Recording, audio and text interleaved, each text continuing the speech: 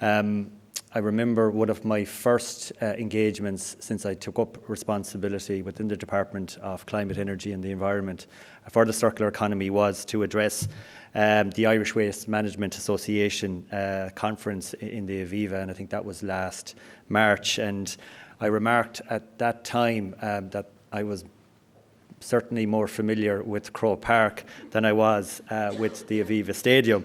But given it's nearly 8 years now since I was part of another Mayo team that lost an All-Ireland to Dublin by a point. I admit that I'm more comfortable here on Lansdowne Road than I am on Jones's Road, but it's great to see such a large attendance on this really important topic, and again just to thank Laura for her contribution and that of the EPA in terms of their direction and their support is critically important. Since my appointment last January, I think it's over 8 months now, I made it my point to go around and meet as many organisations and businesses who are driving the circular economy agenda here in Ireland. And certainly I recognise many of the faces who are in attendance here this morning. I've travelled around the country visiting composting plants in Donegal. I've had the opportunity to look at the state-of-the-art advanced manufacturing facilities in Mullingar, around food redistribution centres, waste processing plants in Dublin, but also I've met with circular economy innovators who are the best of the best, who are reimagining how sustainable enterprises can thrive in a more circular world. And as part of that, I've certainly been, enormously impressed around the investment and the innovation that will be a core feature of Ireland's circular economy ecosystem. And as David said, I'm also looking at this through the lens of the Department of Enterprise with responsibility for small business, retail and employment. And I'm very much determined and committed to recognising and promoting that the policy interventions that we are looking to implement will build on that work that we're seeing within innovation and are pioneering everything that is good about circularity, which is really important and brings me to today's announcement, where we are launching a public consultation on Ireland's second whole of government circular economy strategy. And this is a really, really important moment where this plan will be action driven. It will be target-driven strategy, but also it will be prepared on a statutory basis with clear timelines. And I think that's really important to emphasise, because we do want, in this term of government, to get things done. And to borrow a phrase from today's conference, it will become the driving force to move the circular economy over the next 3 years. And certainly it will make the business case that circular economy setting is more collaborative, it's more holistic, but also we're supporting practices such as reuse, ecosystem design, repair, remanufacturing, and it will provide the incentives. And I think we do need to come with the carrot to create a level playing field for circular economy actors, for practitioners, for products, and also by leveraging public procurement to create a market where circular products and practices are embedded. It also will stimulate investment in climate resilience infrastructure. I mean, what we want to do and focus is about transforming waste into secondary materials, but also create a culture where circular behaviour through demonstration projects, through community initiatives and awareness campaigns are very central. And we do need to get that message out there as a collective. And I think the core objective, when people have time to look at the draft strategy today, it will have the ambition in terms of raising Ireland's circular material usage rate by at least 2 percentage points each year over the next 3 years. We're also very much focused on driving innovation, competitiveness and job creation by positioning Ireland as a European leader in the circular business model and green technologies. We're also decoupling economic growth from resource use, ensuring circularity is a product design principle and empowering everyone all our citizens to make that transition to a more circular lifestyle. And we have within the plan a range of actions and associated targets, and each of these will identify key sectors that will be cross-cutting priority areas that will progress, will be progressed within the strategy. And these include that the core and fundamental principle about promoting reuse and repair of products, around encouraging resources efficient building practices, driving design innovation for packaging form, but also introducing an extended producer responsibility scheme for textiles. And I know we had the consultation process around a roadmap for textiles, and we welcome all the submissions we received on that.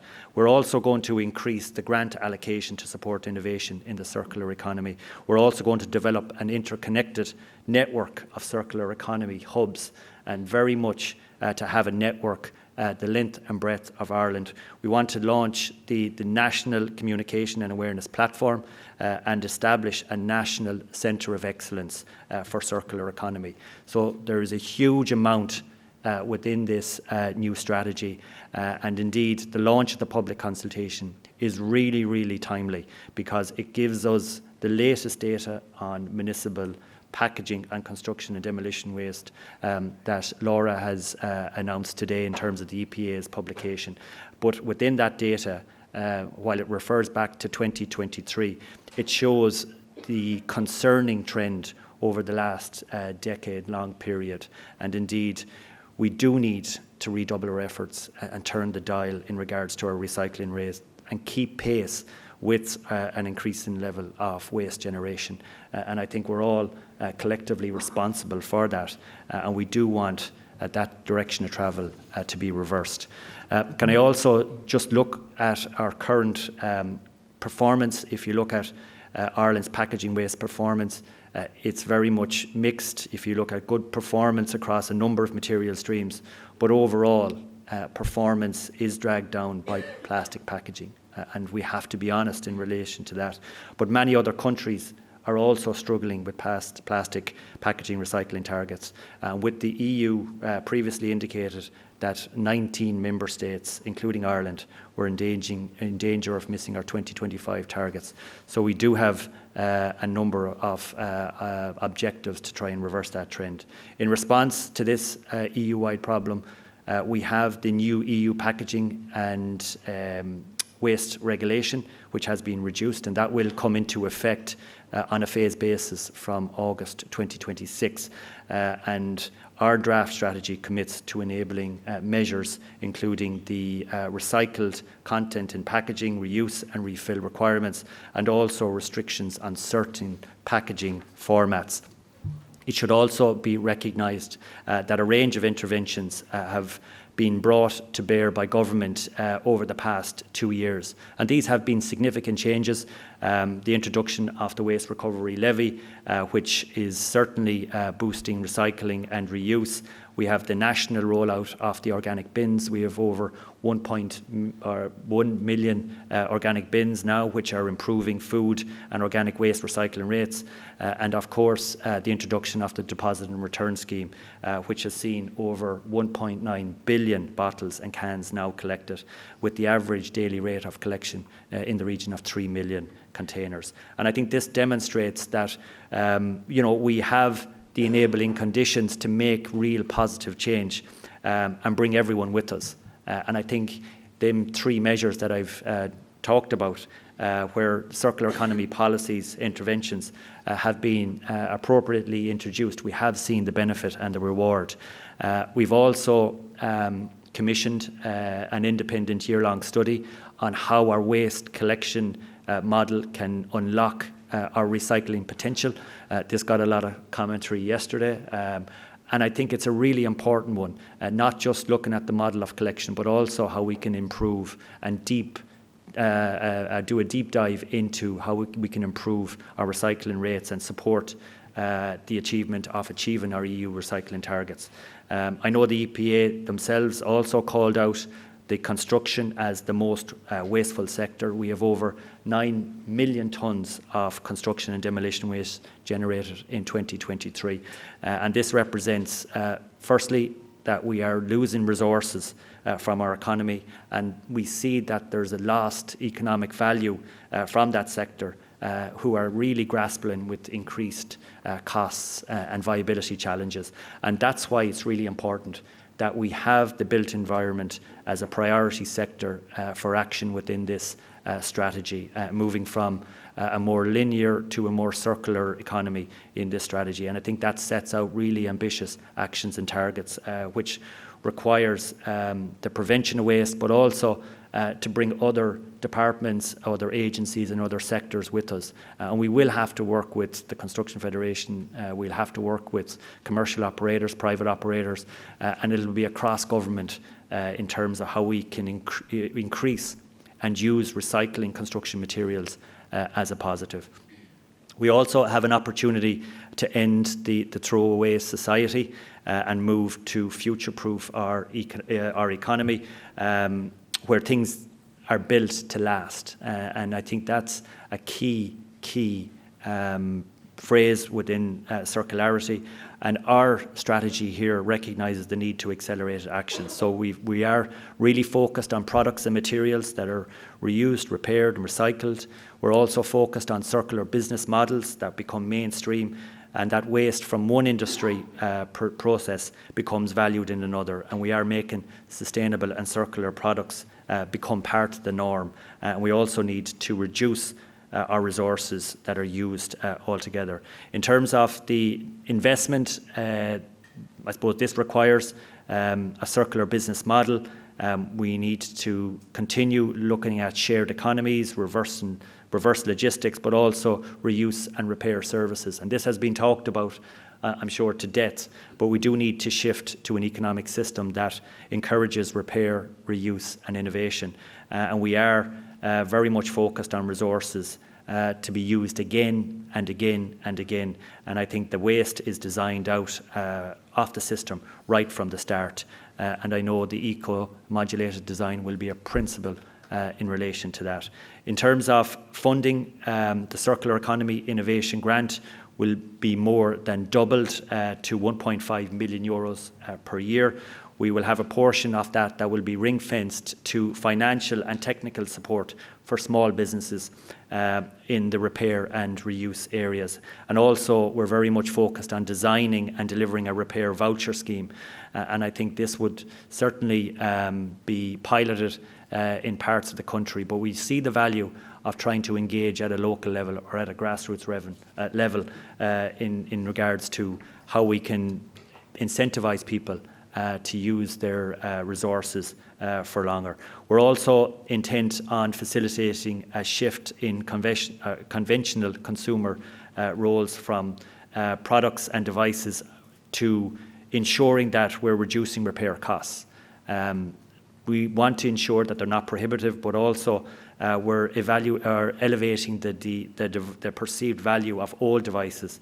And I think if you look at towns and cities right across the country, they will benefit from new investments in keeping materials in use for longer, where the manufacturing and the product design, processing and recycling facilities are in place. In terms of unlocking innovation, to make the bigger shift, we will also have to unlock innovation and technology by opening new revenue streams. And I think the collaboration with social enterprise, giving us goods as a second life to innovating startups, with turning waste into valuable materials, I think that's really important. And I've been very impressed with many companies and enterprises who have entered into this space, from Blade Bridge, and many of you would be aware of them, who repurposed decommissioned turbine blades.